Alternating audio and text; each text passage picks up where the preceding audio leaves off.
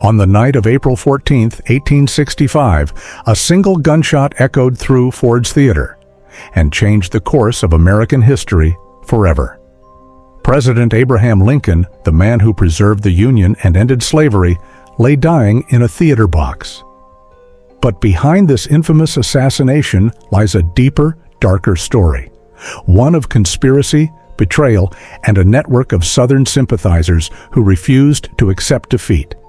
This isn't just about John Wilkes Booth pulling a trigger. This is the real story behind Lincoln's assassination. Stay with us. Don't forget to like, subscribe, and turn on the bell for more bite-sized deep dives from Empire History Central. The Civil War had just ended. On April 9, 1865, General Robert E. Lee surrendered to Ulysses S. Grant at Appomattox Courthouse.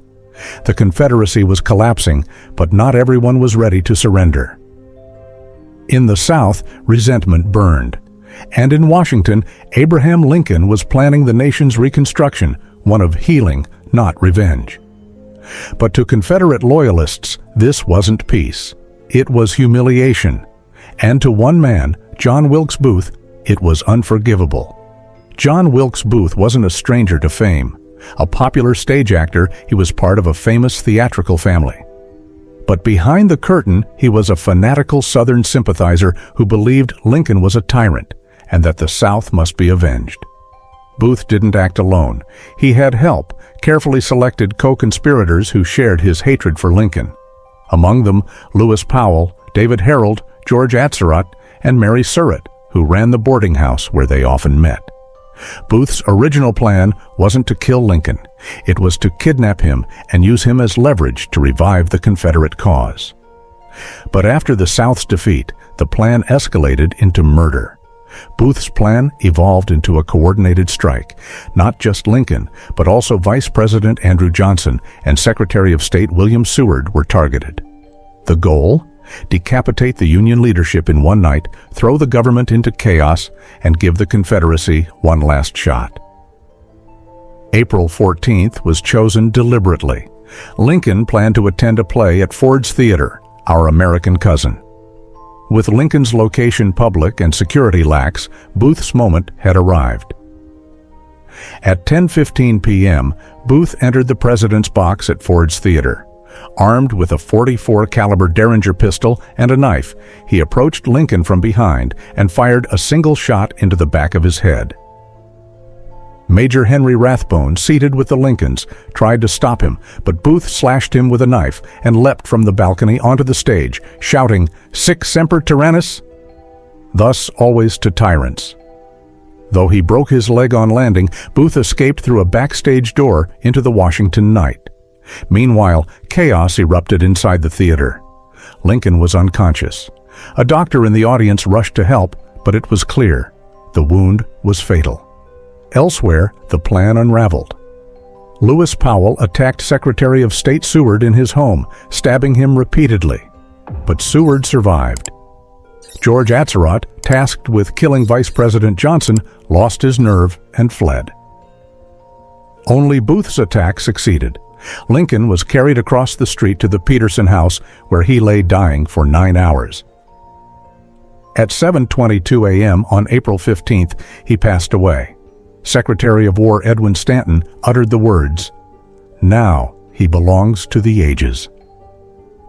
The largest manhunt in U.S. history began. Booth, with accomplice David Herold, fled on horseback into Maryland, hiding in woods and swamps. For 12 days they evaded capture, aided by Confederate sympathizers. But the Union Army closed in. On April 26th, they found Booth hiding in a tobacco barn in Virginia. Herold surrendered. Booth refused. The barn was set ablaze. Union soldier Boston Corbett shot Booth through the neck. As he lay dying, Booth whispered, "Tell my mother I died for my country." It was over. In the aftermath, justice was swift. A military tribunal tried 8 co-conspirators. 4 were hanged: Lewis Powell, David Herold, George Atzerodt, and Mary Surratt. Mary Surratt became the first woman executed by the U.S. government, though her guilt remains debated. Others were imprisoned for life. But questions lingered. Was the conspiracy truly limited to Booth's circle, or were higher powers involved? Some suspected Confederate leaders, others pointed to secret Confederate networks like the Knights of the Golden Circle. Lincoln's death plunged the country into mourning. Black-clad citizens lined railroad tracks as his funeral train passed through dozens of cities. But his vision for Reconstruction was lost. In his place, Andrew Johnson, a far less conciliatory figure, took power. Racial tensions soared. Southern states enacted black codes. Reconstruction became a battlefield of its own, shaping the future of race, politics, and civil rights in America. Booth had hoped to save the South. Instead, his act shattered any chance of peaceful healing. Abraham Lincoln's assassination was more than a single moment of violence. It was the final shot of the Civil War and the first shot of the battles yet to come. It left scars still visible in the soul of a nation.